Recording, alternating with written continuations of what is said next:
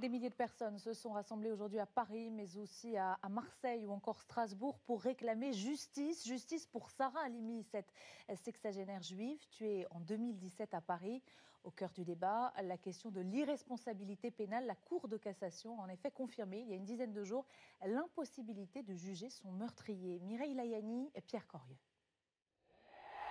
À Marseille, Lyon ou encore Paris, la même soif de justice pour Sarah Halimi. Tous demandent la tenue d'un procès pour le meurtrier présumé. Il n'y a pas de justice, il n'y a rien. C'est un acte qui est passé comme si rien n'était, quoi. Je suis venu avec mon fils et tous nos amis. C'est important à leur âge qu'ils comprennent qu'il faut que justice soit rendue et qu'on est dans un pays de droit, paraît-il. Place du Trocadéro, 20 000 personnes.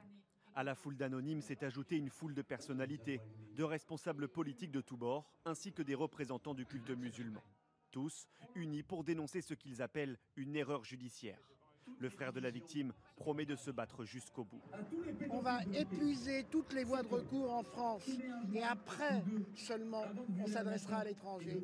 Kobili Traoré, sa motivation, son moteur, c'était l'assassinat de Sarah la Juive.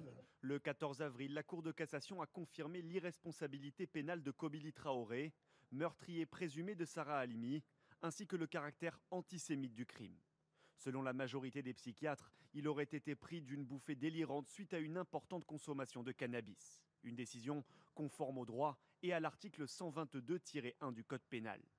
Dès janvier 2020, cette sénatrice avait proposé de changer la loi. C'est pas un permis de tuer, mais ça finit par y ressembler si on n'y prend pas garde. Et donc, il faut revoir le dispositif dans ce sens-là. Et il faut aussi que le niveau de conscience puisse être jugé par un tribunal et non pas au niveau de l'instruction. Face à l'émotion suscitée par cette affaire, le ministre de la Justice, Éric Dupond-Moretti, a promis aujourd'hui de combler ce vide juridique avant l'été, mais assure que la France ne jugera jamais les fous.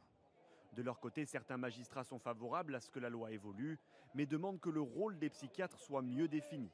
En revanche, même si une loi voit le jour, elle ne sera pas rétroactive et ne s'appliquera donc pas à l'affaire Sarah Halimi. 6 mois après le passage de la tempête Alex, la vallée de la Roya continue